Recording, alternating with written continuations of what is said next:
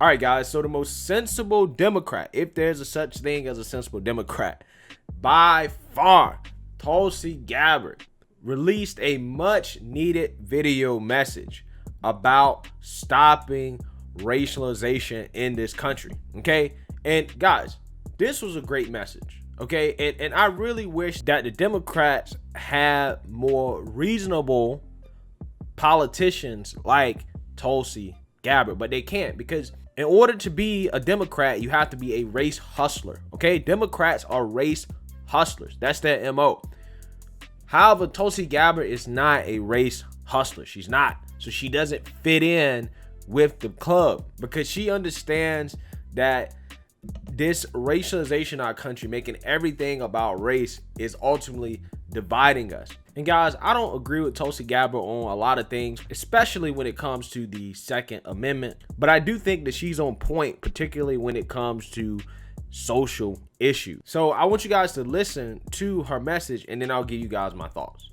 My dear friends, my fellow Americans, please let us stop the racialization of everyone and everything. It's racialism. We are all children of God and are therefore family in the truest sense, no matter our race or ethnicity. This is aloha, and this is what our country and the world need. For the mainstream propaganda media and politicians, they want us to constantly focus on our skin color and the skin color of others because it helps them politically or financially. Aloha means respect and love for others. It's what enables us to see beyond our skin color and see the soul, the person within. So let's do our best to cultivate this aloha in our hearts and see and treat others through this prism of love, not through the prism of race and ethnicity.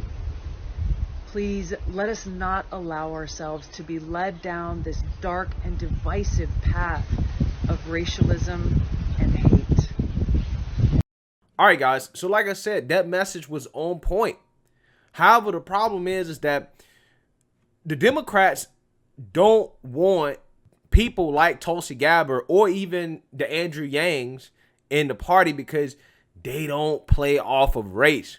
The new Democrat playbook, right? The new Democrat playbook is to be a radical racial party. That's what they're trying to do, right? It's about promoting racial division in order to accomplish their goals. Okay, guys, making DC a state is about race. The filibuster is about race. Getting unemployment back down to pre-COVID levels is about race. The infrastructure bill is about race. The COVID relief packages is about race. Packing the court is about race. The climate is about race. Everything the Democrats do is about race. Okay? It's about race. That is their weapon of choice in order to justify their policy. And guys, I'm telling you, this stuff is so ingrained in the leftist playbook that they even want to teach our kids about race in school. They want to teach them critical race theory, right? Which is essentially just racial division, promoting the idea that everything in American history is about white supremacy. All the traditions that we cherish, everything that we celebrate as Americans is all about white supremacy. Everything that the white man does is to put down the black man. That's what they want our children to think. That's what they're teaching our kids. It really is. Okay? And it serves to their benefit, because the Democrats see themselves as Captain Save a Race, right? Captain Save a Race. And that's the way they position themselves to their core audience, okay? They victimize them. They say, you're a victim. The white supremacists in the Republican Party have been holding you guys down. You have to vote for us because we're going to come save you, okay? And this is why everything they do is about race. It's about keeping power, right? It's about getting votes, even though, you know, their policies may not be good for the people that they're talking to. It doesn't matter, because if you can frame the conversation around, well, those white supremacists over there, those Republicans, right? People will never vote for them no matter what, regardless of the economic policies, regardless of if the Republicans have better solutions. Doesn't matter, okay? Doesn't matter, because people are scared, okay? They fear other races, and that's what the Democrats want.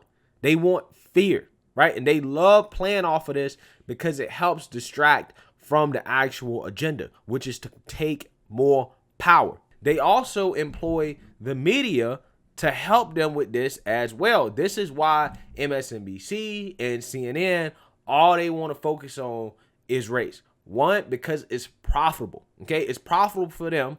And two, it helps the Democrat agenda, okay? Because we know for a fact now that CNN is just an arm of the Democrat Party. We already knew that MSNBC was an arm of the Democrat Party, but it's been confirmed that CNN is, right? And that makes sense. It makes sense considering the propaganda that comes out of CNN nowadays when it comes to race.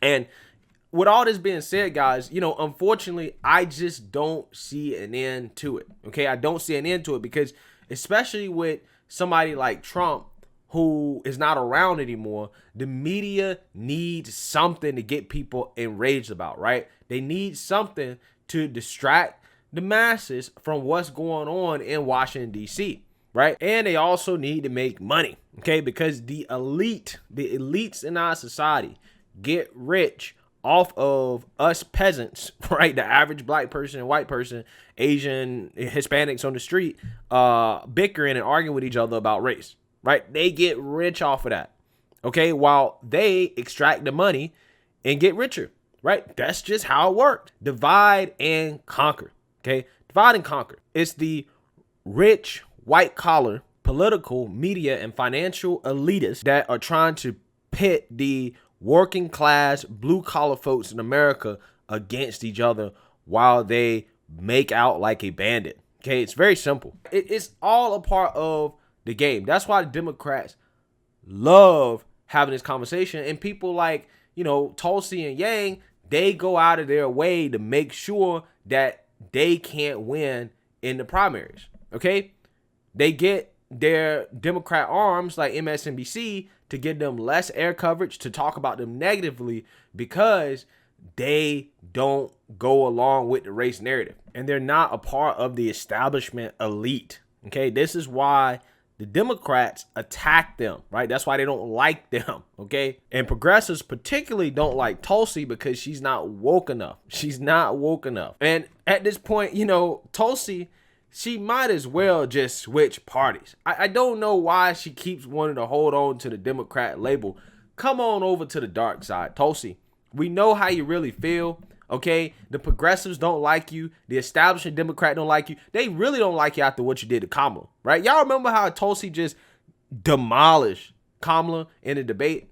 Senator Harris says she's proud of her record as a prosecutor and that she'll be a prosecutor president, but I'm deeply concerned about this record. There are too many examples to cite, but she put over 1,500 people in jail for marijuana violations and then laughed about it when she was asked if she ever smoked marijuana. She blocked evidence. She blocked evidence that would have freed an innocent man from death row until the courts forced her to do so. She kept people in prison beyond their sentences to use them as cheap labor for the state of California. And she fought to keep cash bail system in place. That impacts poor people in the worst kind of way. I mean, the way she exposed Kamala on stage, right? Basically as a narc that has locked up so many black people, the same people that she claims she cares about, was amazing, right? That was one for the history books, right? And after that happened, and after Tulsi refused to drop out of the race to let Biden win, when they all decided to drop out to try to get Biden to win over Bernie, the establishment was done with her. So I'm not sure exactly what Tulsi's end game is here, but I definitely approve of the message. We definitely need to stop racialization of our society. Like, you know, this race war thing, the media is making money off of it, and that's why they keep pushing it, okay? So let me know what you guys think. Make sure you like, comment, and subscribe. Most importantly, share a black conservative perspective. Peace.